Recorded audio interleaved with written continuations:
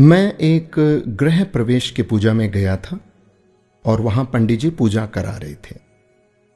पंडित जी ने सबको हवन में शामिल होने के लिए बुलाया और सबके सामने हवन सामग्री रख दी गई। पंडित जी मंत्र पढ़ते और कहते स्वाहा।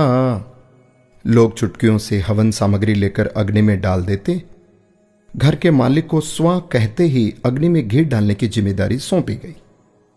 हर व्यक्ति थोड़ी सामग्री डालता, इस आशंका में कि कहीं हवन खत्म होने से पहले ही सामग्री खत्म न हो जाए। गृह मालिक भी बूंद बूंद करके घी डाल रहे थे। उनके मन में भी यही डर था कि कहीं घी खत्म ना हो जाए। मंत्रोच्चार चलता रहा, स्वाहा होता रहा और पूजा पूरी हो गई। सबके पास बहुत सी हवन सामग्री बची रह गई। घी तो आधा से भी कम इस्तेमाल हुआ था। हवन पूरा होने के बाद पंडित जी ने कहा कि आप लोगों के पास जितनी सामग्री बची है उसे अग्नि में डाल दें। गृह स्वामी से भी उन्होंने कहा कि आप इस घी को भी कुंड में डाल दें। एक साथ बहुत सी हवन सामग्री अग्नि में डाल दी गई। सारा घी भी अग्नि के हवाले कर दिया गया। पूरा घर धुएं से भर गया। वहां बैठना मुश्किल हो गया। एक एक करके सभी कमरे से बाहर निकल गए। अब जब तक सब कुछ जल नहीं जाता, कमरे में जाना संभव नहीं था। काफी देर तक इंतजार करना पड़ा, सब कुछ स्वाहा होने के इंतजार में। दोस्तों, मेरी कहानी यहीं रुक जाती है।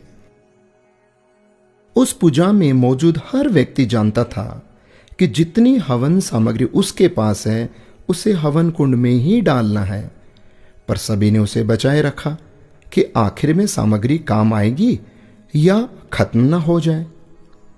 दोस्तों, ऐसा ही हम सब लोग करते हैं। यही हमारी फितरत है।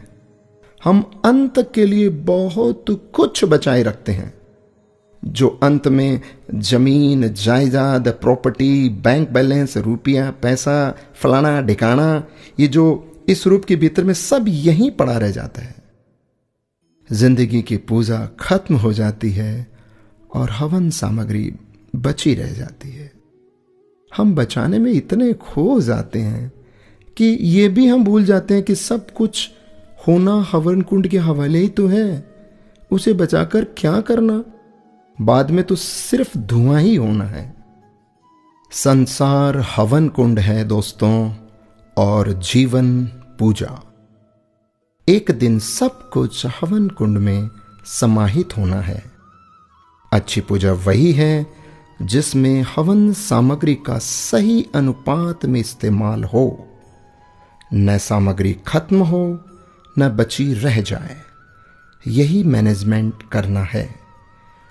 कबीर जी का एक दोहा शायद सबको पता है, दुर्लभ मानस जन्म है, होए न बारंबार, पक्का फल जो गिर पड़ा, लगे ना दूजी बार। दोस्तों, ये मनुष्य जन्म बार बार नहीं मिलेगा, तो क्यों ना हम समय का, पैसों का, अपनी सोच का और अच्छे कार्य करके इसका सही सदुपयोग और इस्तेमाल करें। राधे राधे।